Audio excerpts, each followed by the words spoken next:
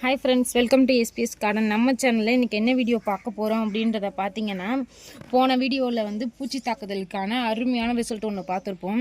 அதோட ரிசல்ட் நல்லாவே இருந்ததுங்க. அதே மாதிரி இன்றைக்கான வீடியோவில் என்ன அப்படின்னு பார்த்தீங்கன்னா, நம்ம பூச்சி தாக்குதலுக்கான ரிசல்ட் கொடுத்தோம் இல்லையா, அதில் வந்து நம்ம இலையெல்லாமே கட் பண்ணி விட்ருப்போம். இலையை கட் பண்ணி விட்டதுக்கு அப்புறமும் துளிர் வந்திருக்கு. பார்த்தீங்கன்னா தெரியும், இதெல்லாம் குட்டி குட்டியோண்டு புது துளிர். இது எல்லாமே புது துளிர் வந்திருக்கு. ஸோ இதெல்லாம் பார்த்தீங்கன்னா கூட இருக்குது, கீழே ஃபுல்லாக புது துளிர் வந்திருக்கு. இந்த துளிரை வந்து நம்ம அதிகமாக இன்னும் துளிரை, ஏன்னா வெறும் ஸ்டெம்பு மட்டும்தான் இருக்குது இல்லையா அந்த பூச்சி தாக்குதலுக்கு அப்புறம். ஏன்னா நம்ம ரோஸ் கார்டனில் எல்லா இடத்துலையுமே பூச்சி வந்துடுச்சு, எல்லா செடிகள்லையுமே. அந்த பூச்சி வந்ததுக்கப்புறம் வெறும் இப்போ ஸ்டெம்பு மட்டும்தான் வைக்கிறதுக்கு என்ன டிப்ஸ் அப்படின்றது தான் பார்க்க போகிறோம். அது என்ன டிப்ஸ் அப்படின்றத வீடியோக்குள்ளே வாங்க தெளிவாக சொல்கிறேன். அது என்ன டிப்ஸ் அப்படின்னு பார்த்தீங்கன்னா, மீல் மேக்கர், சோயாபீன்ஸ் அப்படின்னு சொல்லக்கூடிய இந்த மீல் மேக்கரை வச்சு தான் நம்ம இன்றைக்கி ரோஜா செடியில் துளிர் வர வைக்க போகிறோம்.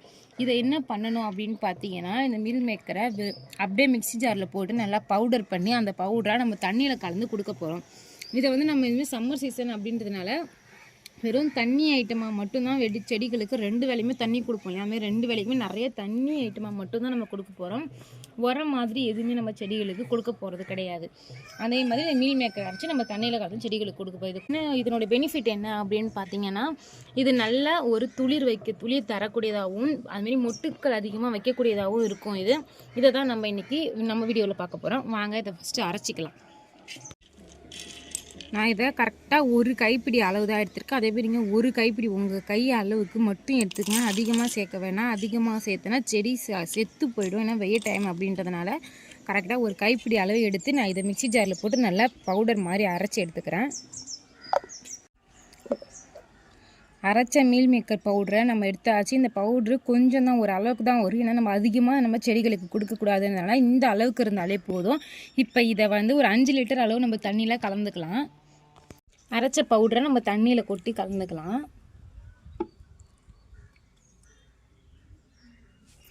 இப்போ இந்த நம்ம மீல் மேக்கர் தண்ணியில் நம்ம சீக்ரெட்டான பொருள் ஒன்று, இன்க்ரீடியன்ட்ஸ் ஒன்று நம்ம சேர்க்க போகிறோம். அது என்னது அப்படின்னு பார்த்தீங்கன்னா, தயிர். நம்ம வீட்டுக்கு சாப்பாட்டுக்கு யூஸ் பண்ணுற இந்த கட்டி தயிர் தாங்க. இந்த கட்டி தயிரை நம்ம மீல் மேக்கர் தண்ணி கூட கலக்க போகிறோம். அதை ஏன் நான் கலக்கிறேன் அப்படின்னு பார்த்தீங்கன்னா, கட்டி தயிர் ரொம்ப புளிப்பான தயிர் இல்லையா. நம்ம மீல் மேக்கர் கூட அந்த புளிப்பான தயிரை சேர்த்தா இன்னும் செடி நல்லா க்ரோத் கிடைக்கும், நமக்கு துளிர் வரும். ஆனால் இந்த தண்ணி நம்ம தயிரை எவ்வளோ சேர்க்க போகிறோம் அப்படின்னு பார்த்தீங்கன்னா, கரெக்டாக ஒரு 2 ஸ்பூன் மட்டும்தான். பார்த்தீங்கன்னா தெரியும், இவ்வளோ கட்டி தயிரை 2 ஸ்பூன் மட்டும்தான் நம்ம சேர்க்க போகிறோம். அதிகமாக சேர்க்கக்கூடாது, ஏன்னா நம்ம மீல் மேக்கர் சேர்த்ததுனால 2 ஸ்பூன் தயிர் மட்டும் சேர்த்தா போதும். இந்த 2 ஸ்பூன் தயிரை நம்ம தண்ணியில் நல்லா கலந்து அதை அப்படியே நம்ம செடிகளுக்கு தண்ணியாக கொடுக்க போகிறோம்.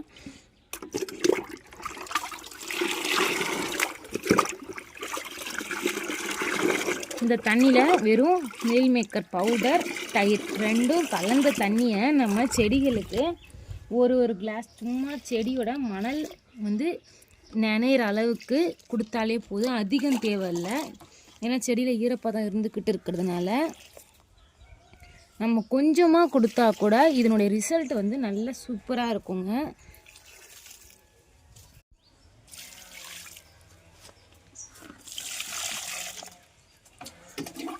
செடியில் இதனுடைய துளிர்லாம் பார்த்தீங்கன்னா ரொம்ப அருமையாக இருக்கும். பாருங்கள், இதனுடைய துளிர் அப்படியே ஒரு கிளையிலேருந்து எத்தனை கிளைகளையாக பிரிஞ்சு துளிர்லாம் புது துளிர் வந்து மொட்டுக்கள் வந்து நிறைய எக்கச்சக்கமாக வச்சுருக்கு இந்த செடியில். அது இப்போ தான் மொட்டுக்கள் வைக்க ஆரம்பிச்சிருக்கு.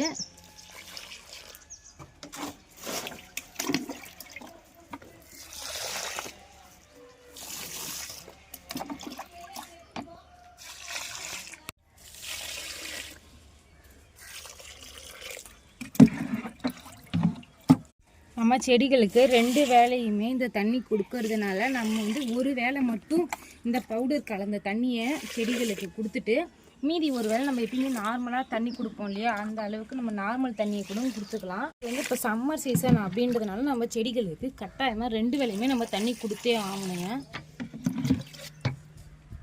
கலந்து வச்சா பவுடர் தண்ணியை கொடுத்தாச்சு. இதுக்கப்புறம் நம்ம செடியில் பூத்த பூக்களை பறிச்சுக்கலாம். ரோஸ் எல்லாமே நல்லா பெருசாக பூத்துருச்சு. இது வந்து அப்படியே ஒரு லேஸ் கலரு. இது வந்து முக்கா இருக்குது, இது கொஞ்சம் நல்லா பூக்கணும். இந்த ரோஸும் கொஞ்சம் நல்லா பூத்துச்சு, பேபி பூ.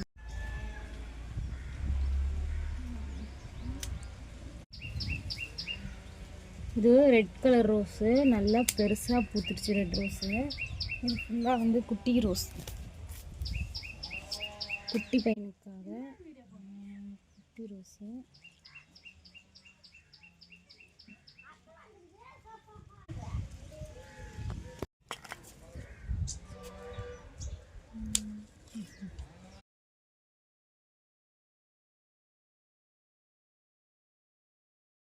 அவ்வளோதான் ஃப்ரெண்ட்ஸ், நம்ம மாடி தோட்டத்தில் பூத்த பூக்களி தான். நான் கொடுத்த ரிசல்ட் வந்து 100% ரிசல்ட் தரக்கூடியதாக இருக்கும். எனக்கு தெரிஞ்ச டிப்ஸை நான் சொல்கிறேன், நீங்கள் ஃபாலோ பண்ணிங்க. உங்களுக்கு தெரிஞ்ச டிப்ஸை கமெண்ட்டில் சொல்லுங்கள், நான் ஃபாலோ பண்ணிக்கிறேன். இதில் எந்த பூ பிடிச்சிருக்குன்னு கமெண்ட் பண்ணுங்கள்.